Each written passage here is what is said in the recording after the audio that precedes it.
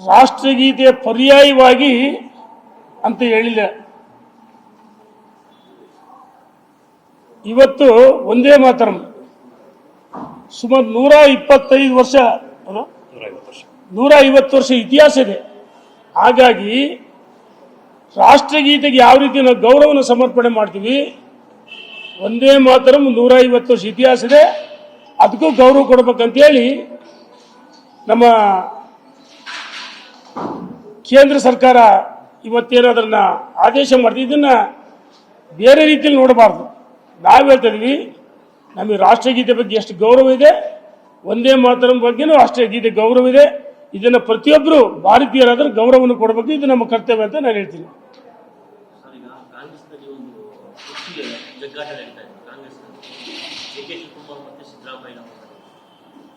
ಈಗ ನೋಡೋಣ, ಸಿದ್ದರಾಮಯ್ಯನವರು 2013ರಿಂದ 2018ರವರೆಗೂ ನಾವು ಅಂದಿನ ಮುಖ್ಯ ಸಿದ್ದರಾಮಯ್ಯನೂ ನೋಡಿದ್ವಿ.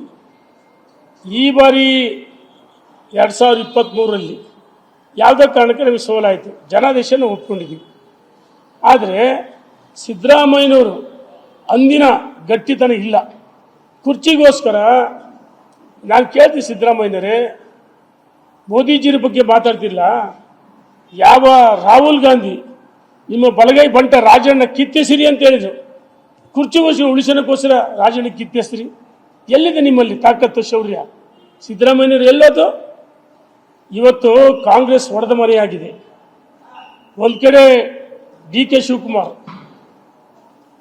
ಅವರ ಇಲಾಖಾ ಏನು ಬಜೆಟ್ ಪೂರ್ವ ತಯಾರಿ ನಡೀತಾ ಇದೆ, ಆ ಸಭೆಯಲ್ಲಿ ಪಾಲ್ಗೊಳ್ಳದಂಗೆ ಅಧಿಕಾರಿಗಳು ಮಾಹಿತಿ ತಗೊಂತಿದ್ದೀರಿ.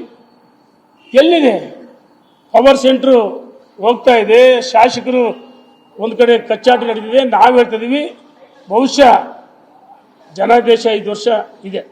ಅವ್ರು ಯಾರು ಮುಖ್ಯಮಂತ್ರಿ ಹೇಗೆ ಮುಂದುವರಿತಾರೆ, ಯಾರು ಹೊಸ ಮುಖ್ಯಮಂತ್ರಿ ನಮ್ಮ ಸಂಬಂಧಿಸಿದ ವಿಚಾರ. ನಾವು ಹೇಳ್ತೇವೆ, ಹಿಂದೆ ವೀರಪ್ಪ ಮೊಯ್ಲಿ ಕಾಲದಲ್ಲಿ ಯಾವ ರೀತಿ ಕಪ್ಪು ಶ್ವಾಸ ತಗೊಂಡು ಓಡಾಡಿದ್ರು ವಿಧಾನಸೌಧ ಬ್ಯಾಂಕ್ವೆಟ್ ಹಾಲ್ನಲ್ಲಿ. ಬರೆದಿಟ್ಕೊಳ್ರಿ, ಮುಖ್ಯಮಂತ್ರಿ ಕುರ್ಚಿ ರಸ್ತೆಯಲ್ಲಿ ಹೊಡೆದಾಟ ಹೇಳಿಕೆಗಳು ನಡೀತಾ ಇದಾವೆ. ಮುಂದೆ ಚಾಕುಚೂರಿ ಸಂಸ್ಕೃತಿ ಬಂದರೂ ಬರ್ಬೋದು. ಕಾಂಗ್ರೆಸ್ ಯಾವತ್ತು ಭ್ರಷ್ಟಾಚಾರಕ್ಕೆ ಮತ್ತೊಂದು ಹೆಸರು ಕಾಂಗ್ರೆಸ್ಗೆ ಮತ್ತೊಂದು ಹೆಸರು ಭ್ರಷ್ಟಾಚಾರ, ಬ್ರಹ್ಮಾಂಡ ಭ್ರಷ್ಟಾಚಾರ. ಎಲ್ಲ ಇಲಾಖೆಗಳಲ್ಲಿ, ಅಬಕಾರಿ ಇಲಾಖೆಯಲ್ಲಿ ನೋಡಿದ್ವಿ 10,000 ಕೋಟಿ ಭ್ರಷ್ಟಾಚಾರ, ಮೂಡ ಹಗರಣದು, ವಾಲ್ಮೀಕಿ ಹಗರಣ ಇರ್ಬೋದು. ಇವತ್ತು ಎಲ್ಲ ಇಲಾಖೆಗಳಲ್ಲಿ ಬ್ರಹ್ಮಾಂಡ ಭ್ರಷ್ಟಾಚಾರ ನಡೀತಿದೆ. ಗೊತ್ತಿದೆ ಅವರಿಗೆ, ಈ ಕಾಂಗ್ರೆಸ್ ಸರ್ಕಾರ ಸಚಿವರುಗಳಿಗೆ, ಶಾಸಕರುಗಳಿಗೆ, ಸ್ವತಃ ಮುಖ್ಯಮಂತ್ರಿಗಳಿಗೆ ಗೊತ್ತು. ಔಟ್ ಗೋಯಿಂಗ್ ಸರ್ಕಾರ ಇದು ಕಾಂಗ್ರೆಸ್. ಹಾಗಾಗಿ ಇರೋವಷ್ಟು ದಿವಸ ಉಂಡು ಹೋದ ಕೊಂಡು ಹೋದ ಅಂತ ಹೊರಟಿದ್ದಾರೆ.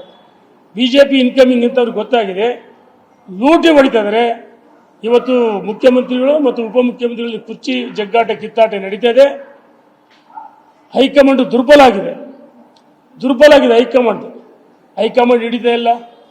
ಇವತ್ತು ಅಂತ ಒಂದು ರೀತಿ ಈ ನರಸತ್ತ ಅಂತ ತಪ್ಪಾಗಲಾರ್ದು ಅಂತ ಹೈಕಮಾಂಡ್ ಮಾತಿಗೆ ಯಾರೂ ಮನ್ನಣೆ ಕೊಡ್ತಲ್ಲ. ಇವತ್ತು ಕರ್ನಾಟಕದ ಇಬ್ಬರು ಹೈಕಮಾಂಡ್, ಒಂದು ಕಡೆ ಸಿದ್ದರಾಮಯ್ಯನವರ ಹೈಕಮಾಂಡ್, ಇನ್ನೊಂದು ಕಡೆ DK ಶಿವಕುಮಾರ್ ಹೈಕಮಾಂಡ್. ಇವ್ರ ಮಾತು ಕಾಂಗ್ರೆಸ್ಸಿನ ರಾಷ್ಟ್ರೀಯ ನಾಯಕರು ಕೇಳಬೇಕಾಗಿದೆ. ಇದು ದುರ್ದೈವ ಅಂತ ಹೇಳಕ್ಕೆ ಇಚ್ಛೆ ಪಡ್ತೀನಿ. ಧನ್ಯವಾದಗಳು.